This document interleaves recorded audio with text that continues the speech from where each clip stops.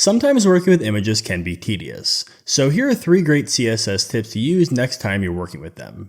So here I have some logos that are lined up. Now the images right now all have the same width, but what you might notice is that all the heights are different. Now there's a few ways that we can fix this. However, my preferred way is to target all the images, and then we can use a property that is called aspect ratio, and we can set this to something like 3:2.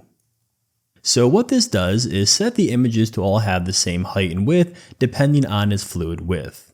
Now one issue that we can see is that all the images now appear to be stretched, so how can we fix this?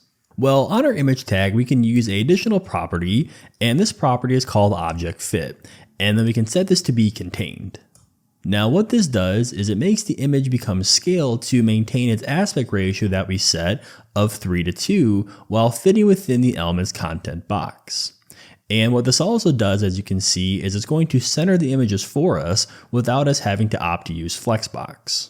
Now one last tip that I want to show you to help improve our images even more is right now you can see that all these images have a white background. Now instead of opting to go ahead and remove the white background from the image itself, we can actually use some CSS to remove it for us. Now just as a disclaimer, this won't always work with every single image that you're using, but in our case for this demo it will. So on our image tag what we can do is we can add a property called mix blend mode, and then we want to set this value to be darken.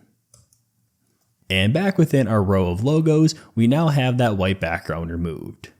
So with just a few simple CSS properties, we've taken our images from looking like this by default to looking like this, which I think is a big improvement. Now if you found this video helpful, be sure to leave a like on it down below and subscribe for more videos like this. And if you're also looking for a place to practice your coding skills, be sure to head over to Web Dev Daily. This is a website that I created which provides weekly UI challenges and also has over 15 projects that you can tackle. It's free to sign up, and we even have a 7-day free trial to test out a pro membership. You can find a link to that down below in the description.